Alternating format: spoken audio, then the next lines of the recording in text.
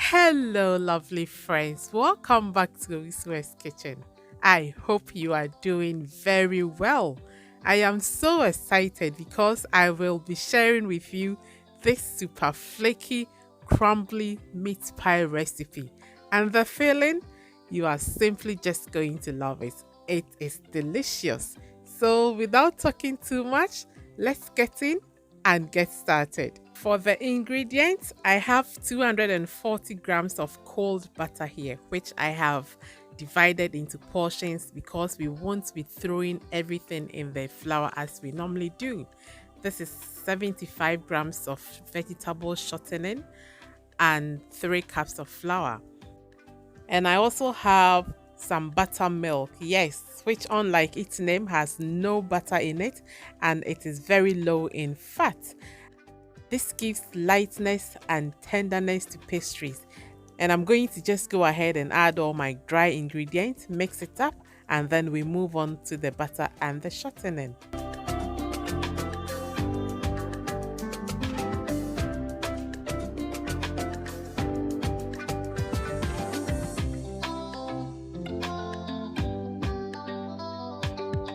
I'm going to add 1 spoonful of onion powder to the flour. I always do this because once you taste pie crust with onion, you will never want to go back. And with that, I've just added half teaspoon of curry powder and nutmeg. I'm going to mix all the dry ingredients together. My aim here is to make sure that the dough also tastes very nice. If you will agree, most of the time we pay so much attention on the filling and not so much on the dough. But here I'm just making sure that both taste nice. I am grating 2/3 of the butter with the flour. And I'm also going to be adding half of the vegetable shortening as well and mix it until I have breadcrumbs kind of texture.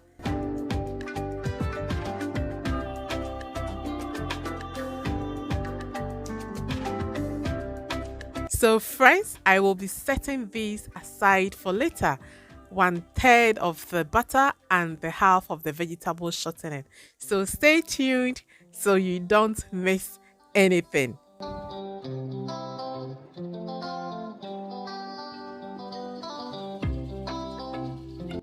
This is how it has come up to after mixing in the butter. It does not mold as easily as the standard and regular one where we put all the butter at one go. Next, I will be adding in the buttermilk, half at a time, and knead until I have a sticky dough.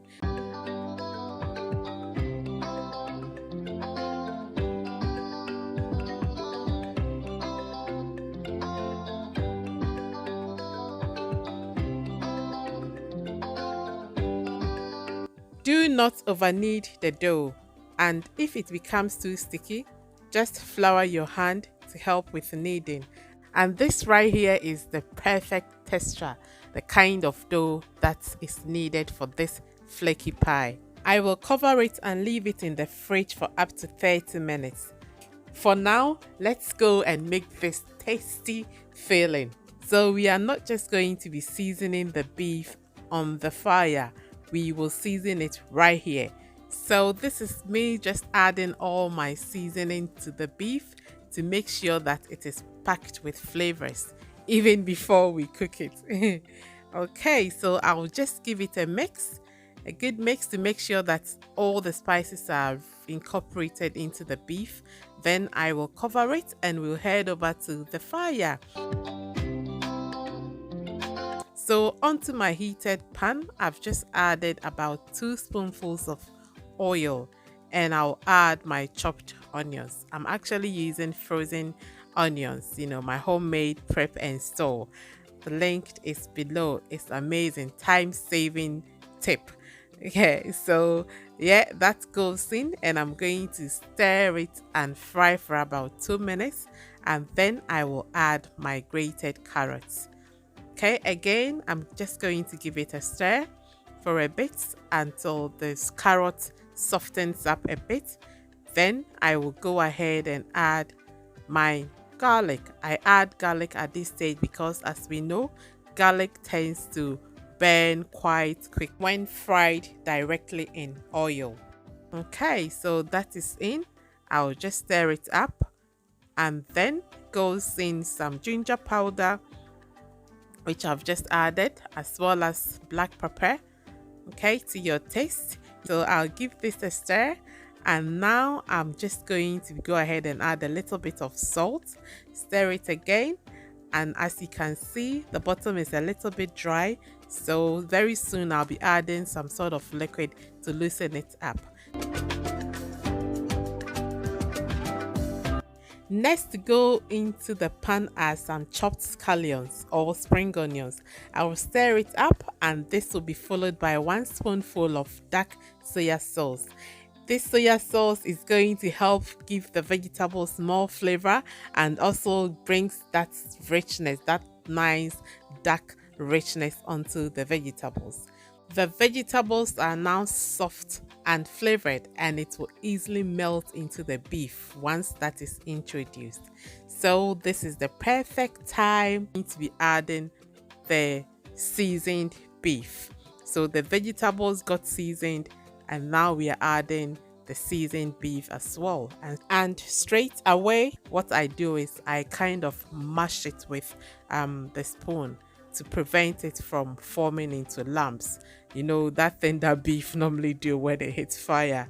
Yeah, so I'll continue to stir and kind of mash until it all comes together nicely like this. Next, I'll just add my homemade beef seasoning powder. You can use any seasoning of your choice, and this is some rosemary as well that has just been added. It smells wonderful in here. You know, when it gets to this stage, I'm always tempted to stop and have this with rice. It looks delicious and it tastes amazing. So I'm just going to add a little bit of soya sauce to give it that dark rich color. So this is perfect for me. Okay, beautiful. But as you can see, it's quite flaky. That is why I'm going to be adding 1 spoonful of cornstarch mixture to the beef to thicken it up. Or else, once you bite into the pie, things fall apart. I will stir very well and cover it and leave it on a low heat and allow this to simmer for a while until the beef has softened up and it is cooked through completely. Okay, so here we are, friends. The beef is ready. The flavor is unbelievable. Please try this and you would see how amazing this is. Now we're heading over to the dough. It's been 40 minutes already and the dough is out. It is firm to touch. It's no longer sticky as we put it in the fridge. So go ahead and flour your surface, and then we would put the dough onto it. But before that, I'll just flour my rolling pin as well. And we are still going to be working on this dough. Remember, we still have some butter and vegetable shortening set aside. It is at this stage that we're going to be introducing it. It is crucial in making puff or flaky pastry, so please stay tuned.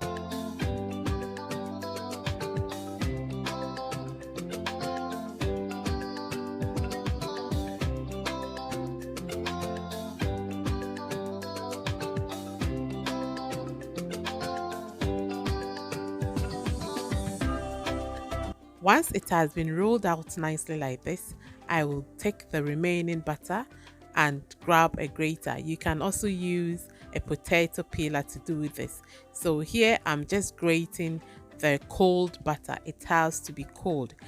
The cold butter across the surface of the dough. If you've noticed, we are not using any excess butter. It's the same quantity of butter that is normally used for rich pie, but the process here is different. And this is how you are going to achieve bakery standard crumbly flaky meat pie. So after this has been done, I will also take the remaining vegetable shortening or butter shortening and spread them across the dough as well.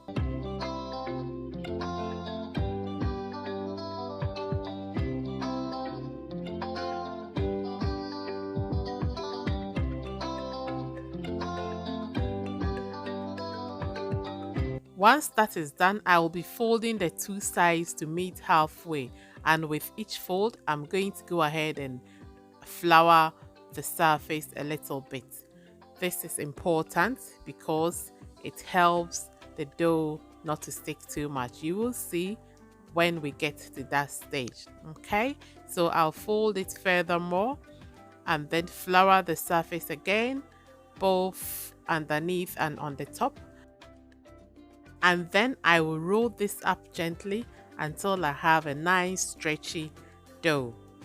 And if you don't mind, please give this video a thumbs up, give it a like so that it can be recommended for other people to also discover how to make a flaky, crumbly meat pie. Look at this, we've tucked the butter into the dough nicely, but as you can imagine, at this stage the butter will be melting because we've been working out the dough with all this rolling. So what I'm going to do is I'm going to just tidy it up like this and roll it, and then we're going to let it rest again in the fridge for about 20 to 30 minutes so that when it comes out it will be ready for us to cut and mold into pie. And we will be doing this without any pie cutter, so do not go anywhere, stay tuned.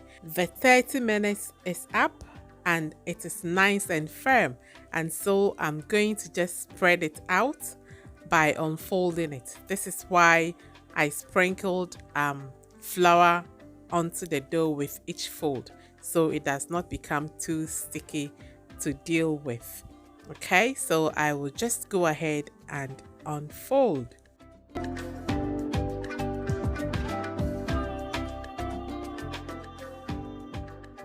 As expected, there is a little bit of butter at the edge which refused to melt into the dough, but we will take care of that in a while.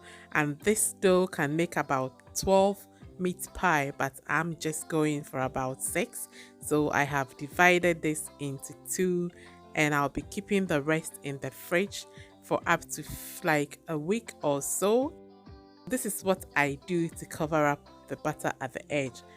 I've just folded a little bit of the dough onto it, and then I am just going to go ahead and roll it out and cut it into a nice square shape, and then use a knife or pizza cutter to trim out the edges, and then I'll go ahead and further divide it into 4.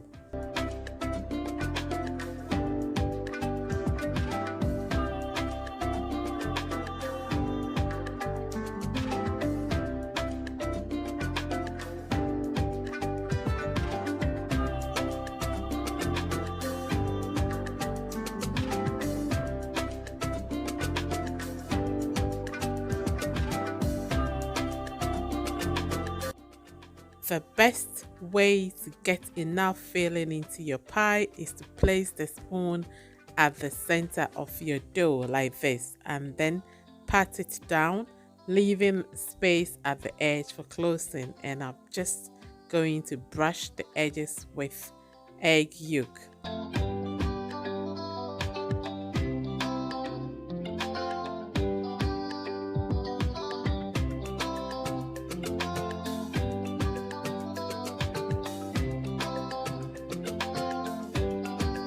I find it useful to put my fork into flour so it doesn't stick onto the pie.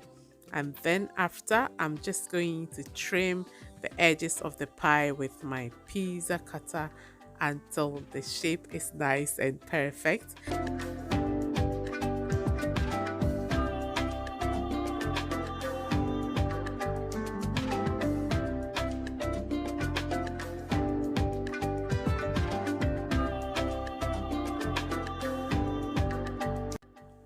This right here is the last of the 6, and after it has been trimmed, I will brush all the pie with egg yolk mixed with some milk, and then it will go in the oven for baking for about 30 to 35 minutes at gas mark 5. And this is what we have, friends. It is soft yet very flaky and crumbly, and there is no need telling of the taste and the aroma. Try this recipe, please, for any special occasion or as a treat, and you would be so happy you did. It is delicious inside and out. Please do not keep this to yourself. Share, like, so others can also see it. Thank you so much for stopping by and for watching. I hope you do have a great day. Until I see you in my next video, take care and stay blessed. Bye.